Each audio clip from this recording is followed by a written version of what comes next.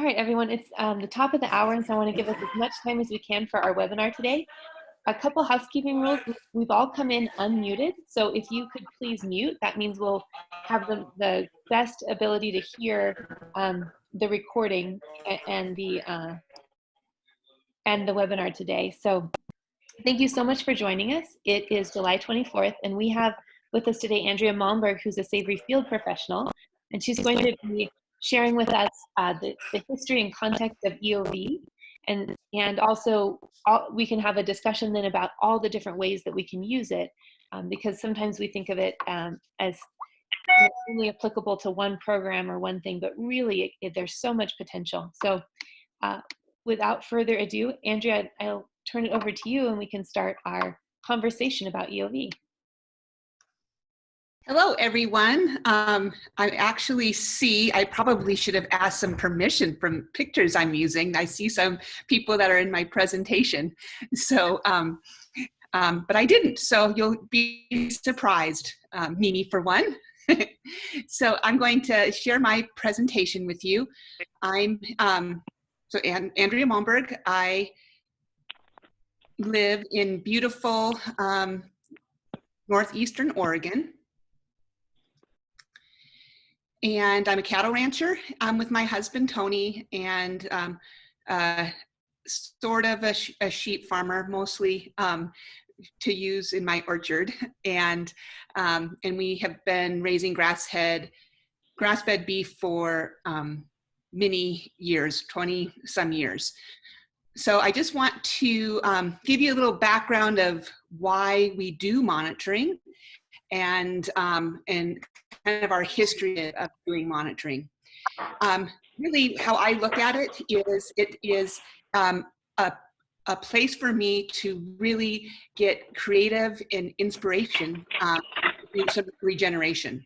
I think that by looking at the ecosystem processes, we have this real amazing ability to for discovery and kind of understand the mystery of the earth that we're managing. So I'm gonna go deep into EOV, but basically it is just a way for us to really inform our management. And in holistic management, we've been doing biological monitoring from the very beginning. As probably most, if not all of you know, we look at a feedback loop for how we plan, how we monitor, control, and replan. And so we're always just managing for really what we want in terms of our future resource base. Part of my future resource base is that I want functional ecosystem processes. I want to be able to tell people when they say, how much precip did you get, that I can say, I get all of it. And in order to do that, I need to have a covered soil surface. So, so as I said, we have been doing biological monitoring in holistic management from the very, very beginning. And this is Mimi on her bison ranch. She has some of the oldest data that I know. And a few years ago, several years ago actually, I asked her, I guess it was 2012, when we at the Savory Institute asked her if we could do a case study. And so she has worked with Kurt Gadzia for a very long time, and she had all of her data, and I put it into an Excel spreadsheet. And I just recall her saying, wow, I knew things were getting better, but I didn't know they were getting this much better. So we look at, in terms of percent bare ground, drastic decrease in bare ground, and the plant spacing getting closer and closer together. This is my husband, Tony, with the sage grouse. And so we used to ranch in Wyoming, and we, like many, I think this is almost probably 20 years ago. we were, even though we had increased the number of stock days, we've doubled our stocking rate. There was more and more question of whether or not sage grouse could handle having grazing. And so we started realizing we had our data from our holistic management data, but they said, oh, that's just not rigorous enough. And so this is a sage grouse that's at a lac actually, and looking at what we ended up finding out is that the sage grouse, the hands traveled, 20 some miles to find the best nesting habitat. So even though that they are their lac or their breeding grounds are always in the same place, they would travel in order to find the best place. Holistic management informed our ability to look at what the weak link was in the life cycle of sage grouse. And what they really needed is to have forbs, small forbs, as well as insects when during the early brood rearing stage. They needed to have some cover, but they couldn't have such wolfy grass that would inhibit them from moving. So we were able to, with our monitoring data, be able to identify what is the absolute best for the sage grouse. And what ended up happening is, because of holistic planned grazing, we created habitat for, that's one of the, at the time was some of the best habitat for the threatened sage grouse. So what we ended up doing is taking the typical data, that the indicators that had informed our management so much, and started to develop a more rigorous way of looking at this data. And so this is, again, in Wyoming. And you can see we started a data platform and had people put in their monitoring data so that they too could go to the BLM or just be able to have that kind of third-party monitoring. I think this was in 2001. Kind of simultaneously, Land EKG came on board, and so Charlie Orchard and Land EKG had developed, and that still has a quite rigorous monitoring system and a way to enter that data. So again, that entering the data is really important as well. And so we used Land EKG and on our places, but we also, when Grasslands LLC, the management arm of Savory Institute, started to look at what kind of monitoring so this is, probably 2013 maybe, we looked at, with the Savory Institute, how do we have this full spectrum monitoring? And really at that time, Land EKG was probably the most rigorous that we had.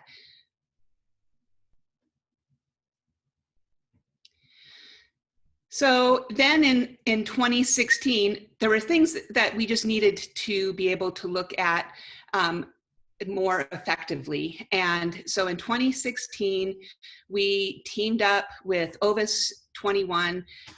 They were one of the first hubs, and started to see if we could take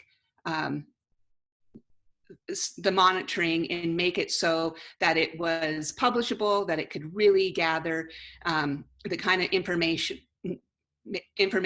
that land managers really need to have, so that we no longer would really be confronted with this idea that it's all anecdotal, but really that we are able to see, one, how do we get how can we be contextual yet still show patterns all over the world. So this is at Michigan State.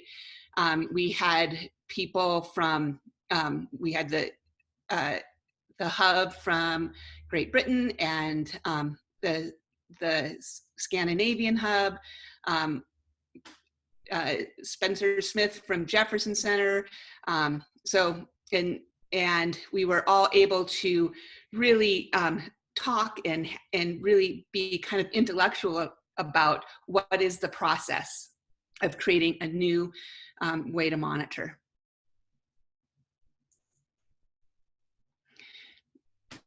So, and this was last year at the West Bijou Ranch, Savory's Ranch. So we do soil testing too. And as you can see, it was a little hard to get a soil sample in this one.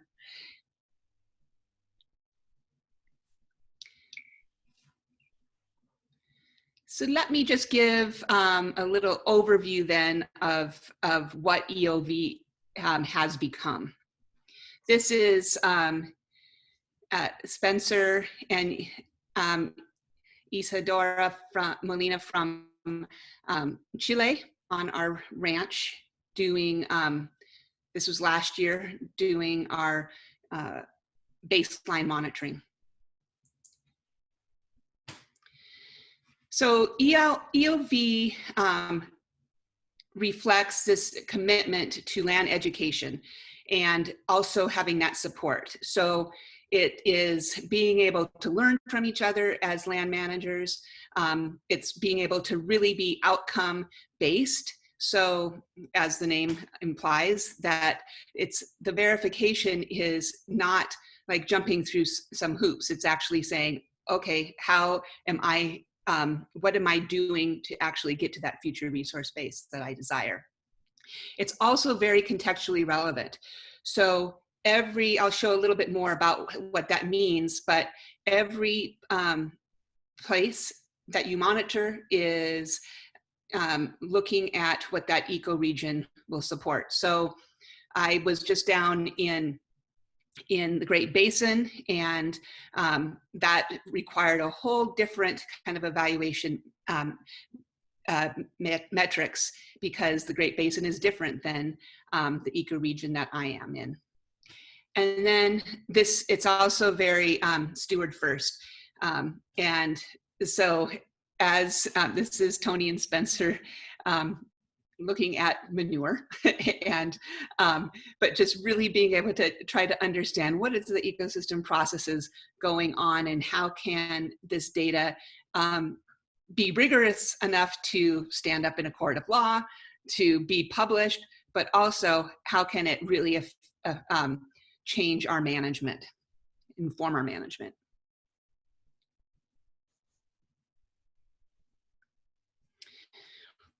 So the metrics that we look at, first of all, we do have both short-term monitoring and long-term monitoring. And so the first year, you have your baseline, and these indicators are very similar to what we've been using in the biological monitoring for since holistic management started. We're looking at how much, in terms of live canopy abundance, how much are we really seeing that can capture sunlight. The living organisms, so the microfauna that are breaking down manure, but also the microfauna that are pollinators. We look at the vigor and reproduction of contextually desired functional groups of plants. So that would be your warm season and cool season grasses, if you have both, or for example, where we are, our cool season grasses. And we look at forbs as well as legumes and trees and brush. And then we look at what is really contextually desirable plants that we want, and also some of those contextually undesirable species. I'll come back to that undesirable, desirable a little bit, because that does change, and that's again why it also is very land manager focused. We look at what the litter is doing on the soil surface, how the dung is decomposing, And the really important indicators is how much bare soil, soil capping, and erosion do you have. And then when we do the long-term monitoring, we also look at the lagging indicators of the canopy cover by species. So we're actually counting on a line point transect exactly how many of different species that we see. And also look in kind of a flexible area to see if there are species that we haven't discovered yet on our line point. And we look at soil health and water infiltration.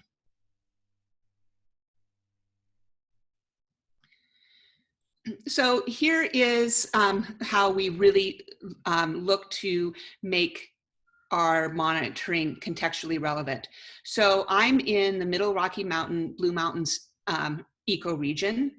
And so what I expect to see here is very different states and transitions to different states than I would, for example, in the sagebrush steppe of Wyoming or the Great Basin, or where the Jefferson Center is. And one way to kind of look at this, so much of our ecology here is formed, for example, with rivers and canyons, where the Jefferson Center is, it's a very different kind of environment. And so this is just a way for us to say, okay, what do we really want to have? So like, for example, this new ranch that Tony and I purchased with some partners in 2018, it is very much an annual hay pasture, maybe a little bit of some perennial mix as well. Where our holistic context is, since we are really wanting to have as many plant species diversity to get our cattle to finish off sooner and just really thrive, we really want to move up to that grassland where we have perennial grasses, brush, and forb mix. And that's a really interesting kind of place to think about, because like, as you can see possibly behind me, I'll grab it.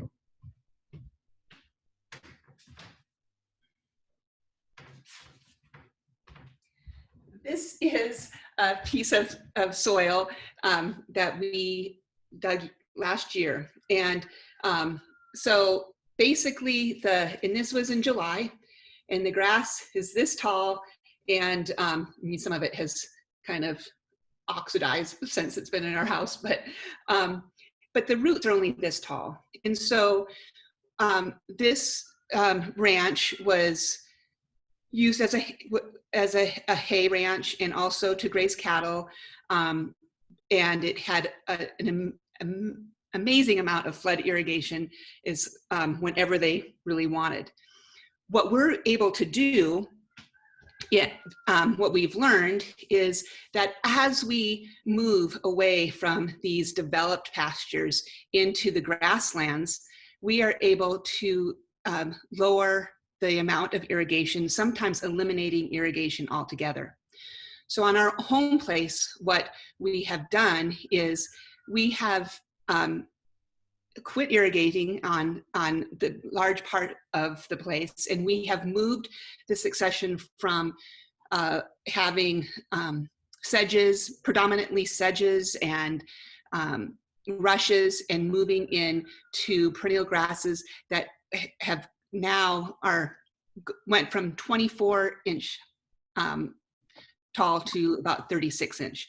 So we've been able to greatly increase our production, going from about 4,700 pounds per acre to 7,200 pounds per acre without irrigation.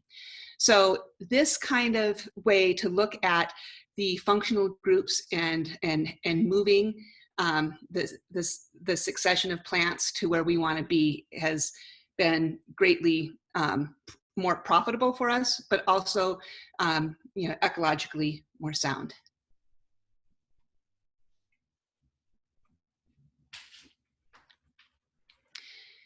So this is a picture of the Sorensens on a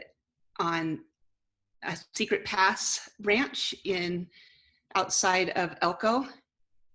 An amazingly well-managed place. So when we look at our implementation, so first we do that eco-region setup, and we create that state in transition. We look at reference areas, thinking like, how good could this place actually be? So, for example, there might be, you can, for 80% of site potential, it gives you a really great bare ground score, for example. Well, bare ground, like where in my meadows, I should not have any bare ground. So it's all very contextually relevant. And so the evaluation is as well. And then I think I hear somebody not muted.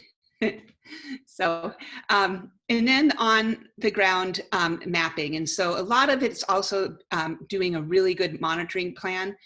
And we're doing short-term monitoring, which that we also, with training, the land manager can also learn to do that. And that's done every single year. And that's just it's those leading indicators. The long-term monitoring is done every 5 years. And then part of EOV is the quality assurance, that verification that comes into play.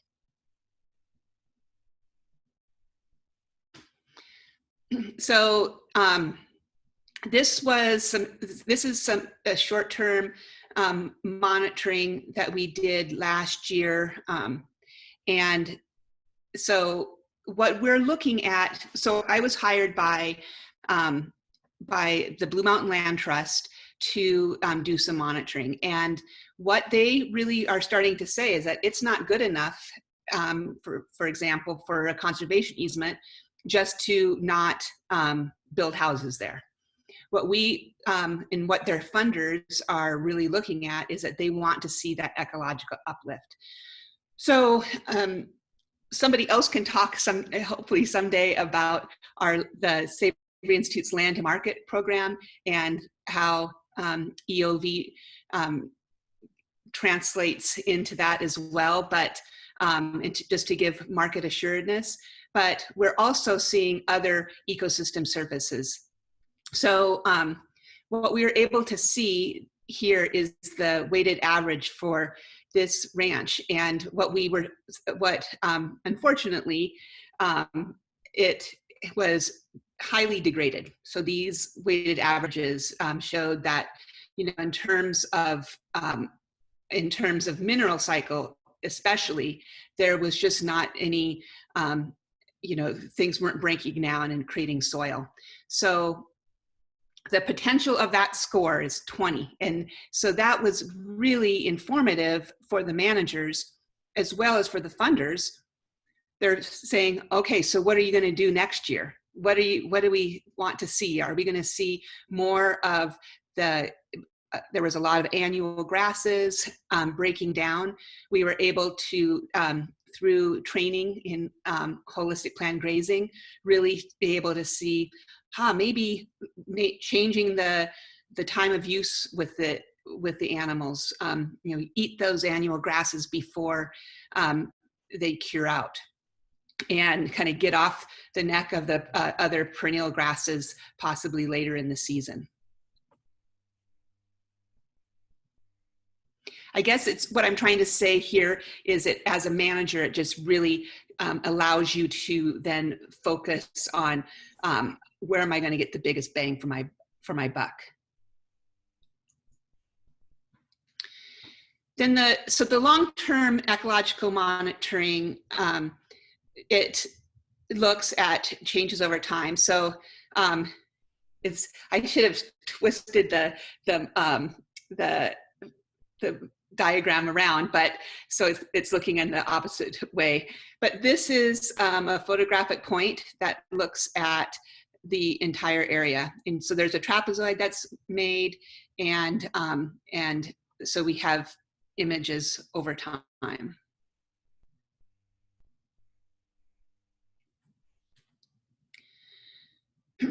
So this is looking then at the long-term monitoring data. And so you can see that like of the grasses, 46% were annual grasses, and with 1% being cool season grasses. And you know, forbs and shrubs. The bare soil was 13% and litter cover 17%. And you can also just see the different attributes there. So the total score for this was a -50. Definitely a lot of room to go to regenerate. And I would say, though, that, and it's very interesting because when you go and look at it, it looks like there's a whole bunch of grass.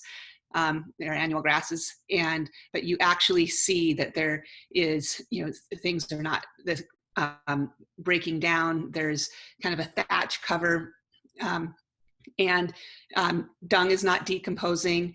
And what's interesting is there wasn't a lot of bare ground because of that thatch cover, but the capping and the water erosion was significant.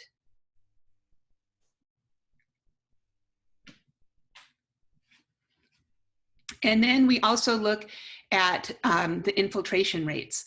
Actually, the infiltration rate was pretty good. And also, this is the Cornell test for soil health. We also do looking at total carbon as well. And so the overall quality score was very interesting in terms of Cornell, which was 91. So, and I think that what that really told us is that we still have time to really regenerate this piece of land.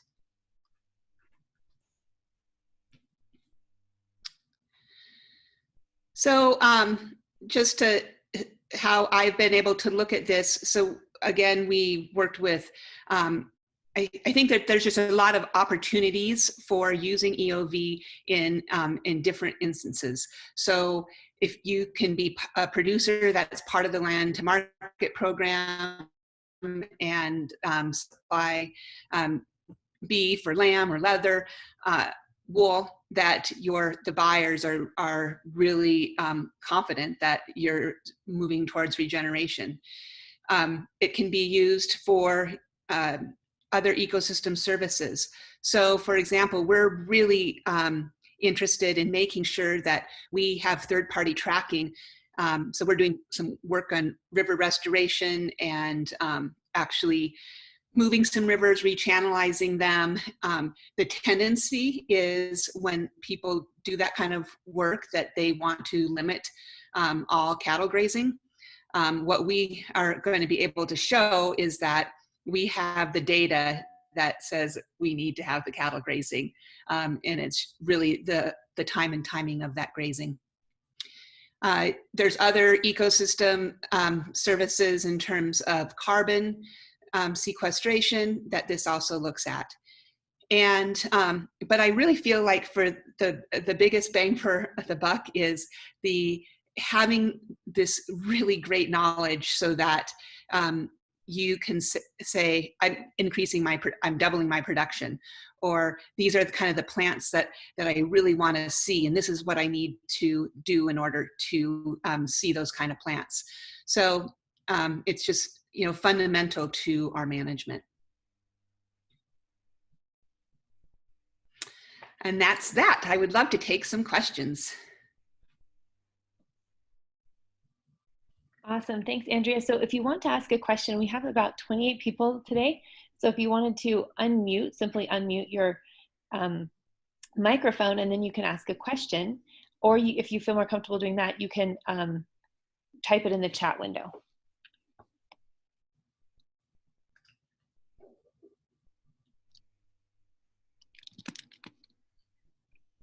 Any questions? I'm sure there are some out there. There's no such thing as a silly question. Hey, thank you for the talk. Hey, hi, Good Stephen. Hey, Stephen. Hey, Abby. Hi. Just a question on, you just said something at the very end about you'll have the data to show that cattle grazing is necessary. Can you say more about that? Yeah, so this is my cuts particularly. So right now is that, so on rivers, like there are governmental programs, for example, that fence out rivers from cattle grazing. The thought is that, you know, cattle can just mingle and stay on a river if they're allowed to for a very long time. So what we are able to show is that with in 1 year, we already have willows coming up, and we have looked at, and we had cattle on the river. It's just that we manage the time and timing.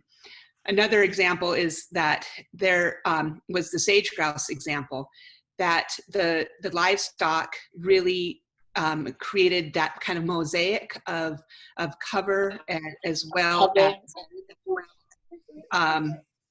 as being able to allow the baby chicks, the early brood rearing stage, so that it allowed them to be able to walk and stay away from predators, but also have movement.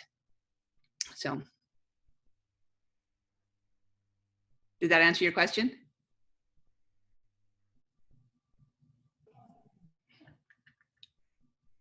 I think so. I guess I read some of the peer-reviewed literature, and I know that EOV is collecting a lot of data, but I guess I'm just curious if that data is going to be shared in a way, I guess, just to make that case so much stronger, like I guess especially the difference between people who I talk to and think like all those things would happen without the cattle, to just really drive home the point that it's because of managing the cattle properly. Yeah. You know, just really using like we look at grazing and animal impact are tools that are necessary.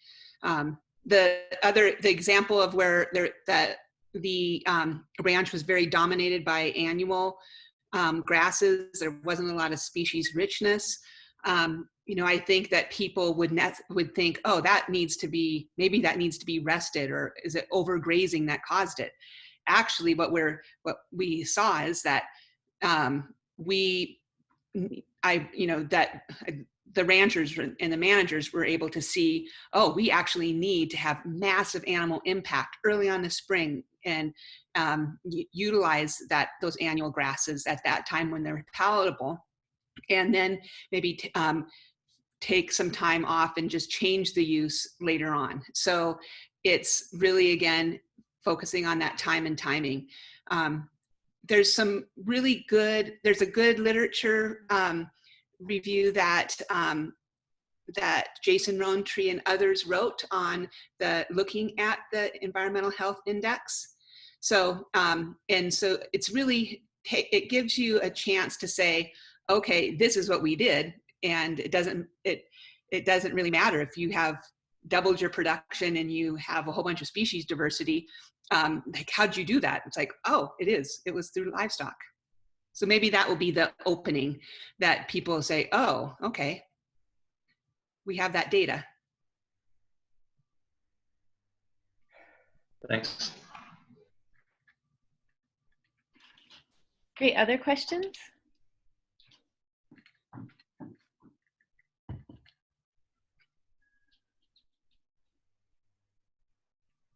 I could keep going, I guess.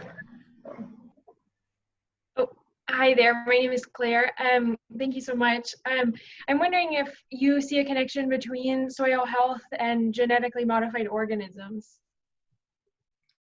Oh, it's way out of my my knowledge area. Okay. Thank you.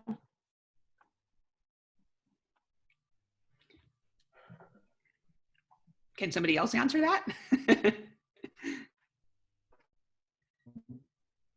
Yeah, please feel free to unmute if you have thoughts on the question.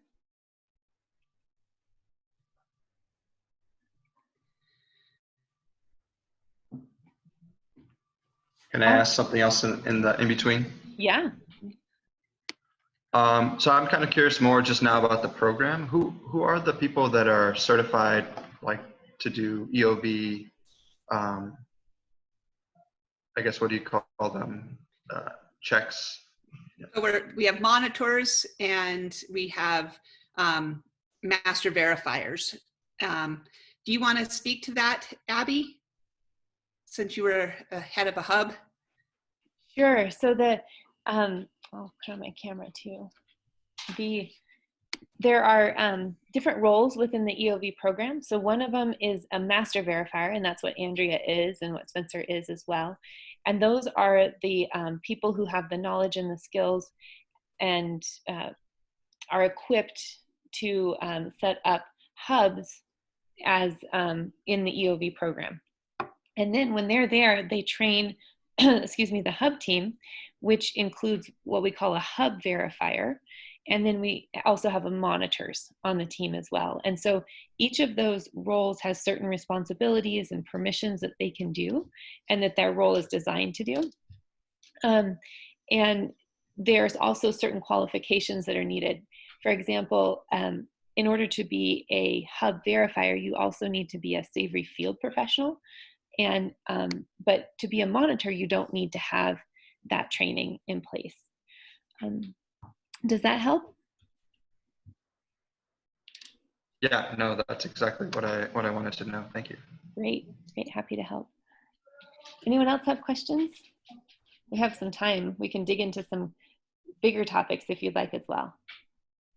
And so I think that's one thing that's very interesting too, just of how it's set up, is that so we look at things like functional groups, but I am not an expert at all on being able to identify every single species of plant. So I have partnered with a woman, Dallas Hall DeFries, that is an expert in plant ID. But what my background as a field professional is, it's like, so here are the plants. What are they trying to tell us? Here's the soil surface. What is the soil surface trying to tell us? And then being able to inform management, or to have land managers really see things differently. What's interesting, like when I came back from Nevada and the Sorenson's place, is that they had an amazing the soil surface just covered so well. And it just really, I think in some respects, it's kind of like Mimi's place as well, is that the data just starts, it can be so encouraging. And then when things are pretty degraded, it's like, oh, okay, now I know what to do. This is what I can make some decisions, and we're going to assume we're wrong. That's what we do in holistic management, but at least it's not like you're like, oh, what do we do with this annual grass that we don't want? It gives the manager ideas. So I think that's also kind of the roles as well. So in like a land manager can do it once they get training, which the Jefferson Center is doing some great things in terms of training land managers to actually do their own short-term monitoring, and then get verified every 5 years as well.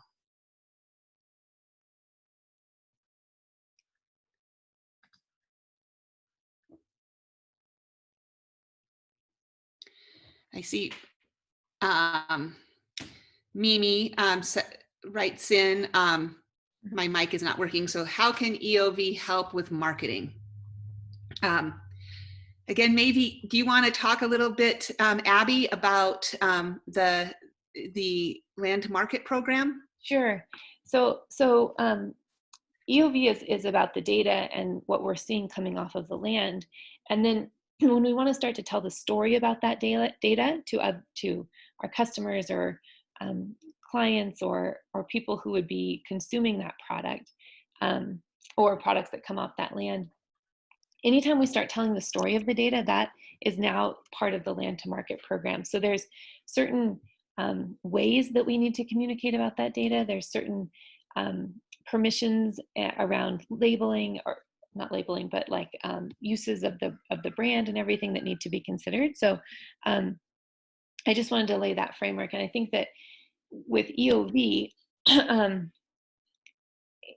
inside of the land to market program, right, when we're talking about the data, it can tell the story of the land in a real way, in a way that's data backed, and allows people not to not fall victim to greenwashing and other things, but they know that the product that they're consuming, or that they're receiving a message about, has truly helped regenerate land, because it's data backed. Does that help, Mimi? Does that answer the question?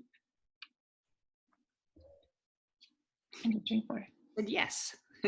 Great.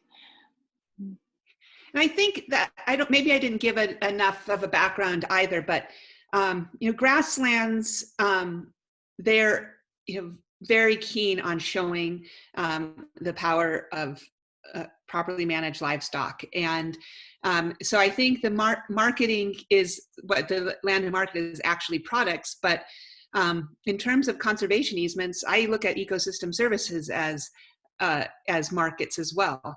I think that Tony and I probably have, that's probably the real crux of our business, is having those ecosystem services. So just being able to have that third party data. And then this isn't really related to marketing as much, but in terms of just the potential, especially if you're on public land or something like that, to be able to show your resource base, what you're doing, so that human resource base. So that can be politically, it can be, and it can be just regulatory as well.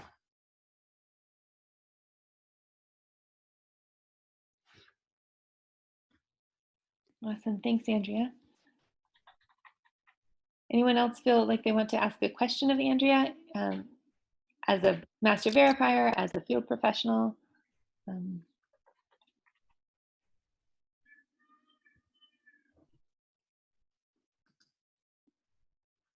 I know people have some. Well, if you think of anything later, please feel free to reach out to me. My contact information is andrea@lifeenergy.guide. Awesome. And I will share, I'm going to do a closing slide as well, Andrea. So we'll do that right now. If we're ready to close. Let me see there it is. All right. So this is just a way to, you can see Andrea's contact information, and Spencer's and my contact information as well as our website and phone numbers, or my phone number. So please feel free to reach out to us with other questions, or if you want to engage with EOV, or we're happy to help. Andrea, anything else you'd like to add to close? I guess one other thing is that you could visit Tony's blog, my husband's blog, where we are putting also some of our data on there just to kind of tell our story. And so that is holisticmanagement.guide. So pretty easy to remember that one, I think. Yes, I dropped that one in the chat. If I spelled it right. Perfect. You did. Okay, awesome. All right. Well, everyone, thank you so much for your time this morning, and I hope we'll get to meet with you next month. Thank you so much. And Andrea, thank you so much. This was wonderful. Thanks for hosting. Yeah. Bye-bye. Bye, everyone. Okay, guys.